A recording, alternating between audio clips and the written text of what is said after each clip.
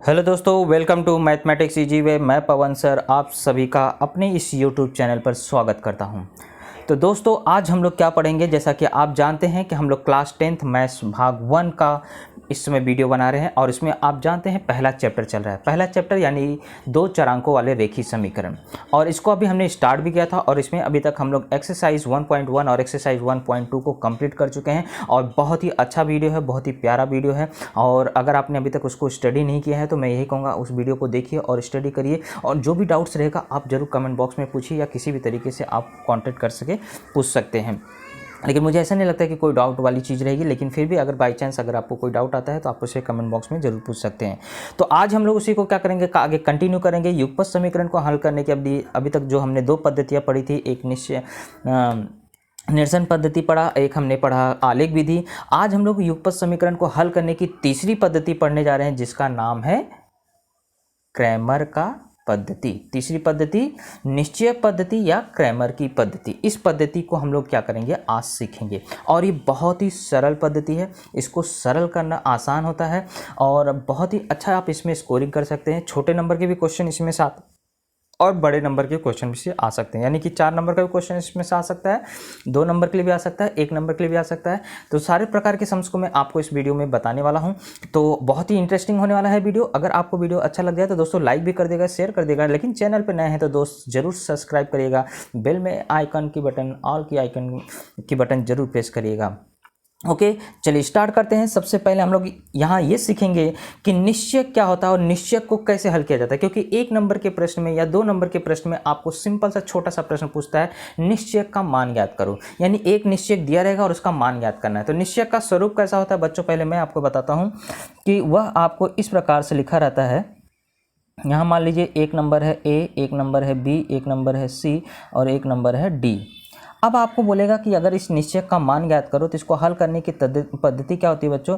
ए का गुणा डी में होता है, हमेशा तिरछे में गुणा होता है। सबसे पहले सी का गुणा ही होता है। बी का गुणा सी में पहले नहीं किया जाता, पहले ए का गुणा किस में किया जाता है, डी में किया जाता है, और बाद में सी का गुणा बी में, और उसके बीच में माइनस होता है। यानी कि अगर इसको सॉल्व करने का पद्धति मैं बताऊँ तो ए गुणे डी, फिर बीच में माइनस सी गुणे डी। बाकी इन नंबरों का चिन्ह क्या है वो चिन्ह के साथ लिखिएगा, लेकिन ये बीच में सूत्र आपको माइनस का लगेगा, ये आपको याद रखना है। तो इस पद्धति से क्या किया जाता है, आपको निश्चय का मान ज्ञात किया जाता है। निश्चय का मान ज्ञात किया जाता है। अभी हम लोग बाद में सीखेंगे समीकरण कैसे हल करते हैं। फिलहाल अगर आपको ऐसे निश्चय दिया गया और उसका मान ज्ञात करना है तो ये फॉर्मूले का आपको उपयोग करना है। चलिए एक एग्जाम्पल ले लेते हैं। मान लीजिए आपके पास एक निश्चय है जिसमें नंबर है 4, -3, 2, 4। अब इस निश्चय का अगर आपको मान ज्ञात करना रहेगा तो बच्चों आप क्या करोगे, सबसे पहले मैंने बताया था तिरछा का गुणा होता है, तो 4 का गुणा 4 में होगा। फिर बीच में देखो सूत्र का माइनस है, फिर 2 का गुणा करोगे लेकिन वहाँ पे क्या है -3, तो ब्रैकेट के अंदर -3 लगाओ। जो भी संख्या माइनस में रहेगी ना उसको ब्रैकेट के अंदर कर देना। तो 4 चौक हो जाता है 16, और यहाँ देखो माइनस का गुणा माइनस में हुआ तो क्या हो जाएगा प्लस, और 2 3 कितना हो जाएगा 6, तो 16 6 कितना हो गया 22। यही तो आपका आंसर है। इस तरह से निश्चय का मान आपको इसका क्या हो गया 22। ऐसे कोई भी निश्चय दिया रहेगा आपको इसी सरल पद्धति से क्या करना है, हल करना है। ओके, आई होप आप निश्चय ज्ञात करना सीख गए हैं। इसी पर आधारित हम लोग कुछ और प्रश्न करेंगे, तो आपका डाउट निश्चय को ज्ञात करने का जो भी 1 नंबर का 2 नंबर का प्रश्न रहेगा आप उसमें आसानी से स्कोर कर सकते हैं, और उसके प्रश्नों को हम लोग क्या करते हैं, आसानी से सॉल्व कर लेंगे। देख लेते हैं कुछ और उदाहरण जो आपके टेक्स्ट बुक में पूछा गया है, उसको कर लेते हैं। तो चलिए देखिए, सबसे पहला है 1.3 का पहला प्रश्न ये है। इसमें आपको खाली चौखट को भरना है। ये 1 नंबर के लिए प्रश्न या 2 नंबर के प्रश्न में आ सकता है। तो कुछ भी नहीं बच्चों, इसमें बहुत ही सरल तरीका है इसको हल करने का, और आसानी से आप कर सकते हैं। अभी आपको अगर मैंने जो सिखाया आपको समझ में आया होगा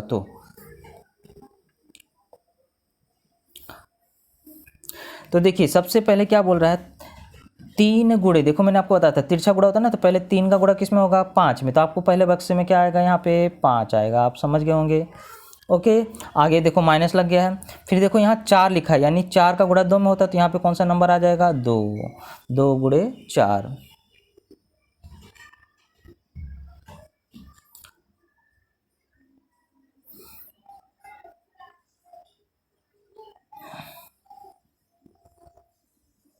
चलिए वो सवाल हम लोग देख लेते कौन सा सवाल था। उसमें यहाँ से हट गया है चौखट भरने का, और शायद डिलीट हो गया है। क्वेश्चन ऐसा था बच्चों,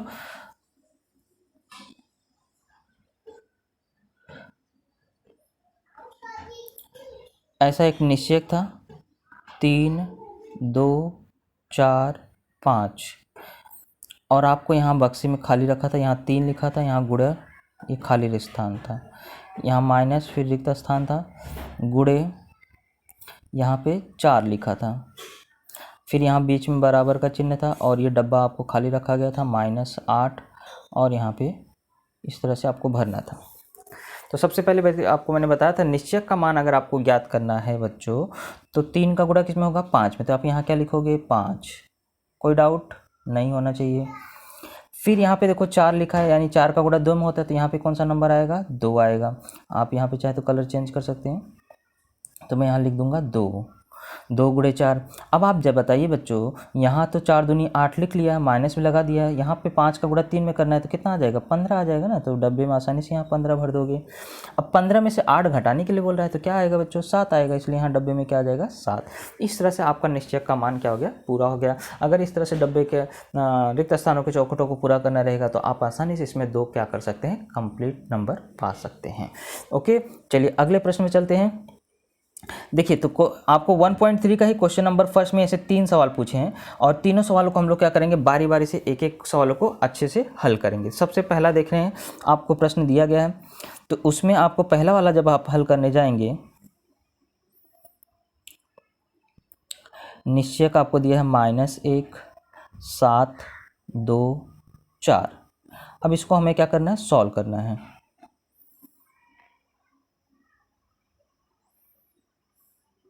ओके,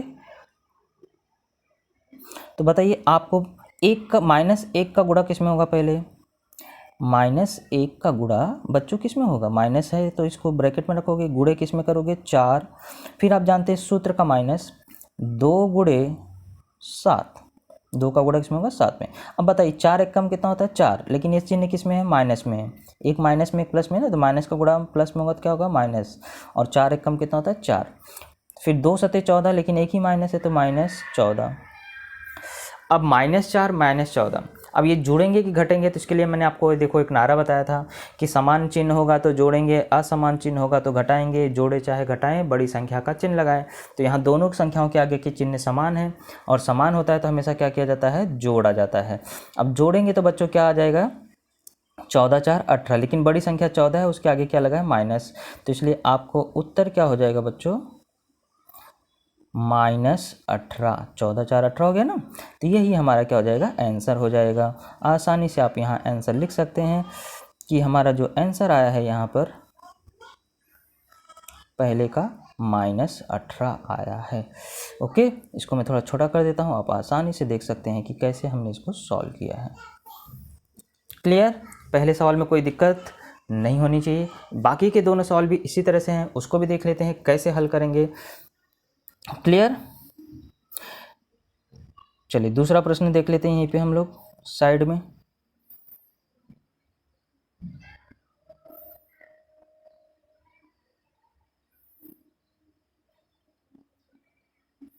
दूसरा निश्चयक क्या बोल रहा है, दूसरा निश्चयक में दिया है मान आपको 5 3 -7 0। चलिए इसको सॉल्व करते हैं फटाक से। तो आपको मैंने बताया था 5 का गुणा पहले किस में होगा, 0 में होगा। यहाँ पे एक लाइन खींच लेते हैं। ओके, 5 का गुणा 0 में, फिर सूत्र का माइनस, फिर देखिए संख्या -7 है तो -7 ब्रैकेट के अंदर, गुणे किस में करोगे, 3 में। अब 5 का गुणा अगर आपने 0 में किया तो कितना आ गया बच्चों, 0। 0 का किसी भी संख्या से गुणा करोगे तो 0 आएगा, और फिर ये माइनस इंटू माइनस क्या हो जाएगा, प्लस। 7 त्रिक कितना हो गया, 21।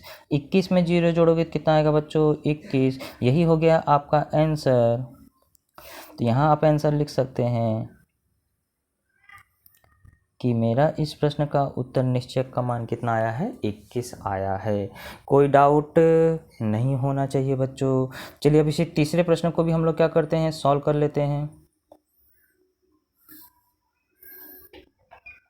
तीसरा आपको क्या है, निश्चयक दिया गया है 7/3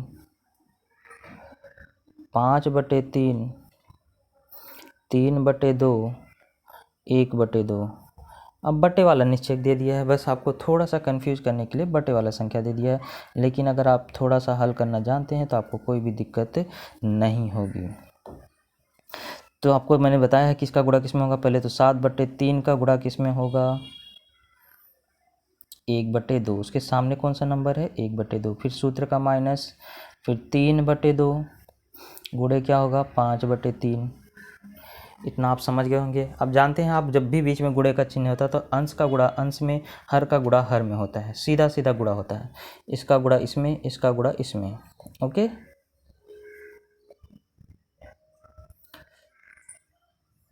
तो 7 एकम 7 सीधा गुणा हो गया, हर का गुणा 3 दूनी 6, माइनस ऐसे इधर भी 5 तिहाई कितना हो जाएगा 15, माइनस 2 तिहाई 6। अब हर समान है 6 आ गया, हर समान है तो इसका मतलब आप डायरेक्ट क्या कर सकते हैं, ऊपर घटा सकते हैं। अगर हर समान नहीं होता तो तिर्यक गुणा करके हल करते हैं। तो 7 में से 15 नहीं जाएगा, लेकिन 15 में से 7 जब आप घटाओगे तो आ जाता है 8। लेकिन बच्चों देखिए 15 बड़ा है, उसके आगे क्या लगा है माइनस, इसलिए -8/6। हर की संख्या को सिर्फ वही लिखते हैं जो सेम नंबर होता है। अब लेकिन 8 और 6 किसी पहाड़े में आता भी है। किस पहाड़े में आता है, 2 के पहाड़े में।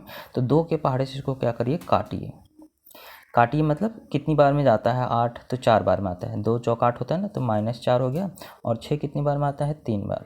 दोनों को एक ही पहाड़े से क्या करना है, डिवाइड कर देना, अगर डिवाइड होता है तो इस तरह से हमारा तीनों निश्चय का मान आ गया है। इसको मैं छोटा कर देता हूँ तो आप आसानी से इसको सॉल्व करके यहाँ देख सकते हैं तीनों प्रश्न। क्लियर। चलिए बढ़ते हैं अगले प्रश्न पे। अब अगला प्रश्न जो है, हमें युगपत समीकरण को हल करना है बच्चों। लेकिन युगपत समीकरण को हल करने के लिए आपको क्या करना है, क्रैमर पद्धति का उपयोग करना है। अब क्रैमर पद्धति का उपयोग करके आपको कौन कौन से स्टेप फॉलो करने हैं, वो स्टेप आपको यहाँ पे बताए गए हैं। तो मैं आपको यहाँ पे बता देता हूँ स्टेप, कि सबसे पहले जो भी 2 समीकरण रहेंगे, दोनों समीकरण को इस स्वरूप में लिखना है। ओके, दोनों समीकरण को क्या करना है, इस स्वरूप में आपको लिखना है। ax + by, ये स्वरूप में आप क्या करोगे, सबसे पहले उस समीकरण को लिखोगे बराबर c, यानी कि x और y वाला टर्म बाईं तरफ और संख्या वाला टर्म कहाँ रहेगा, दाईं तरफ। हर समीकरण को सबसे पहले इस स्वरूप में बदलना है। 2 समीकरण हर प्रश्न में रहेंगे, दोनों समीकरण को इस स्वरूप में बदल लोगे। फिर वहाँ से आपको क्या करना है, d, dx और dy का मान ज्ञात करना है। ये चीज़ों का क्या करना है, मान ज्ञात करना है। अब ये d, dx, dy कैसे निकलेगा, इसका फॉर्मूला क्या है वो आगे मैं आपको बताऊंगा। पहले स्टेप याद रखो कि हम जब भी समीकरण लेंगे तो पहले इस रूप में लिखेंगे, फिर d, dx और dy निकालेंगे, और जब ये तीनों मान आ जाएगा तो हमारे पास ये तीसरा फॉर्मूला है कि x का वैल्यू निकालने के लिए dx/d लिखेंगे और y का वैल्यू निकालने के लिए dy/d, ये फॉर्मूला लगाएंगे। तो ये 3 स्टेप है बच्चों कि समीकरण को पहले इस रूप में लिखना है, फिर d, dx, dy निकालना है, और इसके बाद x की वैल्यू निकालने के लिए dx/d और y की वैल्यू निकालने के लिए dy/d। इस फॉर्मूले को आपको सॉल्व करना है, के आधार पे करना है। ओके, तो देखिए यहाँ पे अब आपको d कैसे निकलता है, dx कैसे निकलता है, dy कैसे निकलता है, उस चीज़ को यहाँ पे बताया गया है। तो याद रखिए बच्चों, d निकालने का फॉर्मूला है a1/a2 b1/b2। ये a1 b1 क्या है, b2 a2 b2 क्या है, यह भी आपको मैं आगे समझाऊंगा। तो फिलहाल ये फॉर्मूला आप अच्छी तरह से लिख लीजिए और इसके आधार पे ही आपको क्या करना है, सॉल्व करना है। तो d का formula a1a2 b1 b2, dx का formula c1 c2 b1 b2 और dy का फॉर्मूला a1a2 c1 c2। ये फॉर्मूला आपको क्या होना चाहिए, बाय हार्ट होना चाहिए, तभी आप इस प्रश्न को हल कर सकते हैं। क्लियर। तो पहले मैं आपको यहाँ पे कुछ समझा देता हूँ कि d, ये a1 a2 b1 c1 क्या है, ये सब मैं आपको अच्छी तरह से समझा देता हूँ। अब आपको क्या होगा, प्रश्न में, हर प्रश्न में 2 समीकरण रहेंगे। आप जानते हैं हर प्रश्न में क्या रहेगा, 2 समीकरण रहेगा। जैसे मान लीजिए एक समीकरण आपको है तो उसमें आपको a1x + b1y बराबर C1, यानी जो पहला समीकरण रहेगा उसमें x के गुणांक को A1 बोलेंगे, y के गुणांक को B1 बोलेंगे और यहाँ जो आपको नंबर रहेगा वो C1 होगा। और ऐसे एक और समीकरण रहेगा, उसमें जो x का गुणांक रहेगा उसको A2 बोलेंगे, दूसरा जो समीकरण रहेगा उसके y के गुणांक को B2 बोलेंगे और तीसरे नंबर को C2 बोलेंगे। इस तरह से समीकरण को आपको क्या करना है, पहले फॉर्मेट में बदलना है, इसके बाद सॉल्व करना है। हर प्रश्न में दो समीकरण रहेंगे, तो पहले वाले समीकरण में सब A1 B1 C1 निकलेगा। A1 मतलब x का गुणांक, B1 मतलब y का गुणांक और जो आपको कांस्टेंट नंबर रहेगा उसको C1 बोलेंगे। फिर दूसरे समीकरण में x का गुणांक A2 कहलाएगा, y का गुणांक B2 कहलाएगा और जो अचरांक है उसे C2 बोलेंगे। ओके, तो यहाँ से A1 B2 से का मान निकाल करके आपको D dx और dy निकालना रहेगा। ओके, चलिए एक सम सॉल्व करेंगे तो आपको ज़्यादा आइडिया क्लियर हो जाएगा। हमारे पास बहुत सारे सम्स हैं, यहाँ पे टोटल अगर देखा जाए तो 6 सम्स है। तो आज हम लोग सिर्फ क्या करेंगे, 2 सम्स सॉल्व करेंगे। 2 सम्स सॉल्व करने के बाद हमें थोड़ा सा आइडिया मिल जाएगा और बाकी के सम्स आप ट्राई करिएगा, अगर नहीं आएगा तो हम लोग अगले वीडियो में उसको क्या करेंगे, कवर करेंगे। तो फिलहाल आज के वीडियो में हम लोग क्या करेंगे, सिर्फ 2 सम्स को सीखेंगे, यानी कि क्रैमर की पद्धति का पूरा बेसिक चीज़ हम लोग आज सीख लेंगे और अगर कुछ रहेगा तो हम लोग अगले प्रश्न वीडियो में क्या करेंगे, बाकी के 4 सवाल कंप्लीट कर लेंगे। ओके, चलिए सबसे पहले देखते हैं पहला सवाल क्या है। ये है हमारा पहला सवाल। तो आप देख रहे हैं इसमें 2 समीकरण दिए हैं। तो मैंने आपको बताया था समीकरण सबसे पहला स्टेप क्या होता है, समीकरण को आपको ax प्लस dy बराबर c के फॉर्म में लिखना पड़ता है। तो यहाँ दोनों के समीकरण में देखो x और y एक तरफ है और संख्या दूसरी तरफ है। दोनों समीकरण आपको सामान्य रूप में दिया गया है। सिर्फ अब मुझे तुलना करके यहाँ बताना है कि मेरा a1 का मान कितना है। तो बच्चों बताओ a1 कितना है, यहाँ पे x का गुणांक, पहले समीकरण में देखो x का गुणांक कितना दिया है 3, b1 का मान कितना है -4, c1 का मान कितना है 10। ओके, पहले समीकरण में मैंने आपको बताया था x के गुणांक को a1, b1, y के गुणांक को b1 और c के गुणांक यानी अचरांक को बोलेंगे। क्लियर। अब दूसरा समीकरण देख लीजिए, a2 का मान है 4, b2 का मान है 3, आपको दिखाई दे रहा होगा, और c2 का मान दिया है 5। क्लियर। दूसरा a2 b2 सब स्टार्ट होगा मतलब दूसरे समीकरण में देखना है, a1 b1 c1 देखना है मतलब पहले समीकरण में। सिर्फ x y और चरांक मतलब x का गुणांक y का गुणांक और जो आपको दाईं तरफ बराबर के बाद है। क्लियर, सब निकल गया। अब आपको मैंने क्या बताया था बच्चों, पहले d निकालोगे, फिर dx निकालोगे, फिर dy निकालोगे, फिर फॉर्मूला लगाओगे। ओके, चलिए सबसे पहले हम लोग क्या निकालते हैं, d।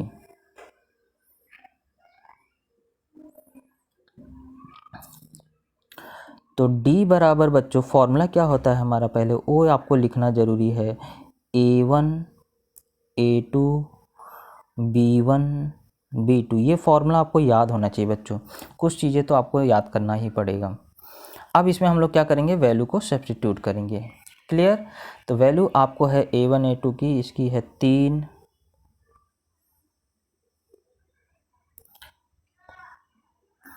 3 4। आप देखिए, ध्यान से देखिए, मैंने वहाँ सारे मान लिखे हैं, आपको सिर्फ वहाँ से देख के उतारना है। आपने उतार लिया, अब आपको इसको हल करना है। मैंने भी इससे पहले आपको आगे बताया था कैसे हल करते हैं। तो 3 का गुणा कहाँ होगा, 3 में, तिरछा तिरछा गुणा होता है ना, आप जानते हैं ना। 3 का गुणा किस में होगा, 3 में होगा।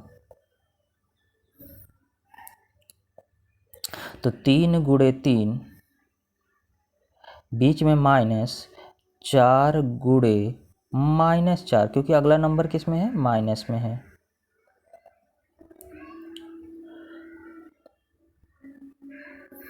क्लियर। अब आप इसको देखिए, सॉल्व करिए। 3 त्रिका हो गया 9, और देखो माइनस माइनस क्या हो जाएगा, प्लस, 4 चौक 16, 16 9 कितना हो गया 25, यानी हमारा डी का वैल्यू कितना आ गया, 25 आ गया। क्लियर बच्चों, हमारा डी का वैल्यू कितना आ गया, 25 आ गया। डी बराबर हमारा आ गया 25। कोई इसमें दिक्कत है, बिल्कुल नहीं होनी चाहिए। सिर्फ आपको फॉर्मूले के हिसाब से क्या करना है, मान रखते जाना है। अगर आपने इतना काम बराबर किया तो आपको कोई गलत नहीं कर सकता। अब हमारा डी निकल गया ना बच्चों। अब अगला काम क्या है, डी एक्स निकालना। डी एक्स का फॉर्मूला भी अभी आपको मैंने बताया था बच्चों कि पहले C1 लिखते हैं, फिर C2 लिखते हैं, फिर यहाँ पे B1 लिखते हैं और यहाँ पे B2 लिखते हैं। ये फॉर्मूला आपको पता होना चाहिए। अब इसमें वैल्यू को क्या करेंगे, रखेंगे।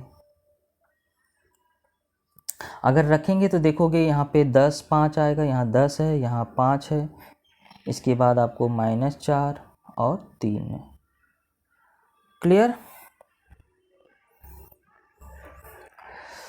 अब बराबर अगर इसको सॉल्व करने जाओगे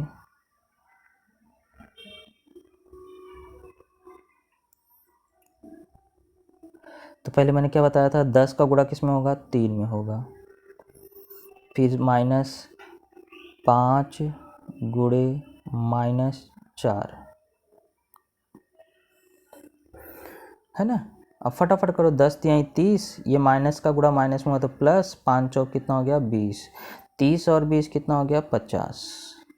ये किसका वैल्यू आया बच्चों, डी एक्स का आ गया है। क्लियर। डी निकल चुका है, डी एक्स निकल चुका है। अब हम लोग क्या निकालेंगे, डी वाई। क्या निकालेंगे अभी, डी वाई। तो डी वाई का फॉर्मूला बच्चों याद होगा, A1 लिखते हैं, A2 लिखते हैं, फिर C1 लिखते हैं, C2 लिखते हैं।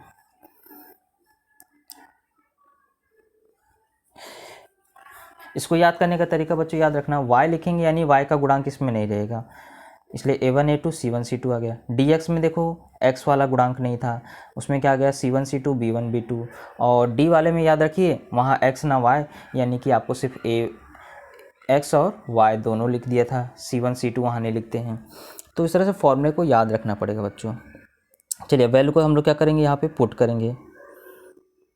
तो वैल्यू क्या है, यहाँ पर 3 है, 4 है, 10 है, 5 है ना। इसी को सॉल्व करते हैं। तो पहले 3 का गुणा किस में होगा, 5 में, फिर -4 का गुणा किस में होगा, 10 में। तो 3 बचे कितना हो गया 15, 10 चौक कितना हो गया 40, 15 प्लस में 40 माइनस में, यानी घटेगा, एक अलग अलग चिन्ह है तो घटेगा, तो 40 में 15 गया 25, लेकिन बड़ी संख्या माइनस में है तो यहाँ -25 आ जाएगा। किसका वैल्यू आया, लेकिन ये डी वाई का वैल्यू आया। किसका वैल्यू आया बच्चों, डी वाई आ चुका है कितना, -25। लेकिन बच्चों हमें क्या निकालना है, हमें x और y का मान निकालना है। तो अब देखो नीचे तीसरा स्टेप याद करो, तीसरा स्टेप क्या बताया गया था, x बराबर dx बटे डी। x निकालना रहेगा तो dx में d से भाग देंगे, y निकालना रहेगा तो dy में d से भाग देंगे, यानी हमेशा दोनों बार d से ही भाग देते हैं। बस x लिए dx में भाग देंगे और y निकालना रहेगा तो dy में भाग देंगे। क्लियर। चलिए अब वही हम लोग क्या करते हैं, कंप्लीट कर लेते हैं। तो हम लोग x निकालने जा रहे हैं, तो x बराबर होता है बच्चों dx बटे डी।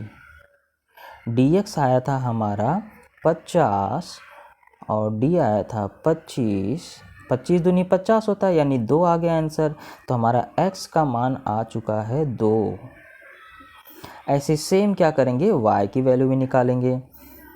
तो y बराबर बच्चों होता है dy बटे डी। तो ये -25 आया है, बटे में 25, तो 25 में 25 से भाग देंगे, एक बार जाएगा लेकिन माइनस में है इसलिए -1, यानी y बराबर कितना आ गया, -1। तो अब जाके हमारा फाइनल आंसर आया गया, x बराबर 2 और y बराबर -1। यही हमारा फाइनल आंसर है। तो बहुत ही सरल पद्धति थी, थोड़ा सा स्टेप बड़ा है, लेकिन बच्चों जब आप इसकी प्रैक्टिस कर लोगे तो आपको कोई भी डाउट इसमें नहीं रह जाएगा। इसको मैं थोड़ा सा छोटा कर देता हूँ, देखता हूँ कहाँ तक कवर हो जाता है, आपको दिखाई देता है। तो ये हुआ हमारा पूरा सॉल्व, है ना।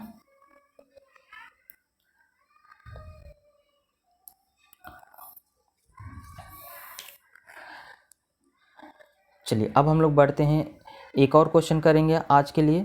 तो बाकी के 2 सवाल, बाकी जो 4 सवाल बच जाएंगे वो आप घर पे ट्राई करिएगा, नहीं आएगा तो हम लोग अगले वीडियो में उसको कवर करेंगे। फिलहाल दूसरे वाले सवाल में देखिए थोड़ा सा डिफरेंस है। डिफरेंस क्या है, हमारा पहला स्टेप इसने करके नहीं दिया है। पहले वाले सवाल में पहला स्टेप कंप्लीट था, ax + by = c के फॉर्म में था, लेकिन यहाँ पे उस फॉर्म में नहीं है, यानी कि हमें क्या करना है, पहले फॉर्म में लिखना है। तो चलिए फॉर्म में लिख लेते हैं। सबसे पहले करना क्या, पहले समीकरण में देखो 4x + 3y इधर ही है, लेकिन -4 बराबर के इस तरफ आ गया, उसको उठा के कहाँ ले जाना है, बराबर के उस तरफ ले जाना है। तो ये हो जाएगा 4x + 3y, -4 उधर जाएगा तो क्या हो जाएगा +4, क्योंकि 0 + 4 कितना होता है, 4 होता है। बदल गया। अब दूसरे वाले को भी बदलो।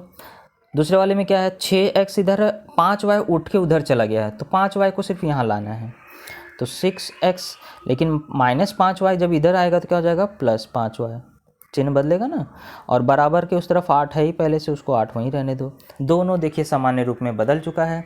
अब हमारा अगला स्टेप क्या है, a1 b1 c1 और a2 b2 c2 का मान निकालना है।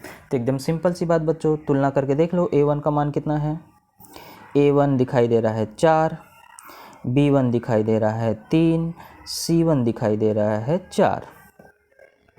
अब दूसरे वाले समीकरण में से देखो, a2 यानी x का गुणांक कितना दिखाई दे रहा है, 6, b2 मतलब y का गुणांक कितना है, 5, और c2 का मान कितना है, 8। क्लियर। तो इस तरह से हमने सारे मान लिख लिए। अब हमें क्या करना है, सूत्र लगाना है dx और dy का। तो चलिए उसको भी कंप्लीट करते हैं। तो सबसे पहले d का फॉर्मूला क्या है बच्चों, a1 a2 b1 b2, मान रखते हैं। तो मान अगर देखा जाए तो आपको है 4 6 3 5, अब वैल्यू रख दिया है। अब रख दिया है तो अब इसका हम लोग हल करना भी जानते हैं। हल कैसे करते हैं, पहले 4 का गुणा 5 में करेंगे, यस बच्चों, फिर 6 का गुणा 3 में करेंगे, तो ये हो जाएगा 4 पंचे 20, 20 - 18, 6 × 18 होता है ना, 20 में से 18 गया 2, यही तो आ गया आपका डी का मान। एक काम हो गया। अब अगला स्टेप करो, dx निकालो।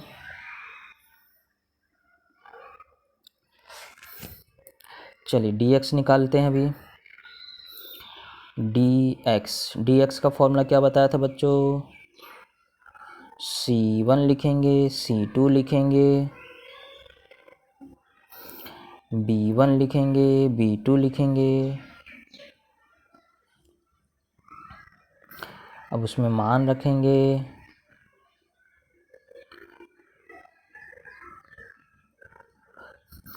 तो मान क्या लिखा है, 4 8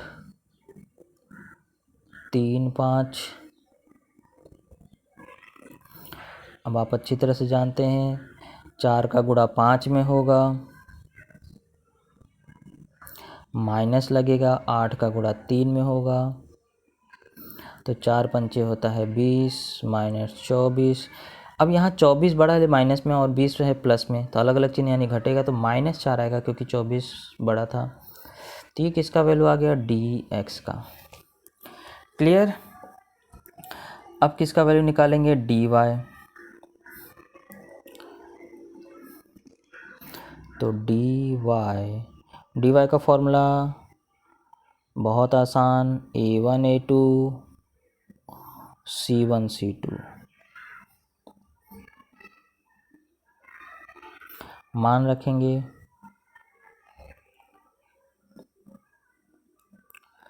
तो मान क्या है, 4 6 4 8। तो 4 का गुणा पहले किस में होगा, 8 में, फिर -6 का गुणा 4 में, तो 4 8 32 - 24, तो dy का मान आ गया है 8। 32 में से 24 गया, कितना बचेगा, 8 बचेगा। तो d निकल चुका है, dx निकल चुका है, dy भी निकल चुका है। अब हमें बच्चों क्या करना है, x का मान निकालना है। तो x बराबर क्या होता है बच्चों, dx बटे में d। तो dx की वैल्यू आई है -4, d की वैल्यू आई है 2, 2 दूनी 4 होता है, -2 आ जाएगा। y की वैल्यू निकालना है तो dy बटे में d, तो dy कितना है 8 बटे में 2, कितना आ जाएगा 4। इस तरह से हमारा आंसर आ गया है बच्चों x बराबर -2 और y बराबर 4। क्लियर। तो क्वेश्चन नंबर 2 भी यहाँ पे क्या हुआ आपका कंप्लीट हो गया है।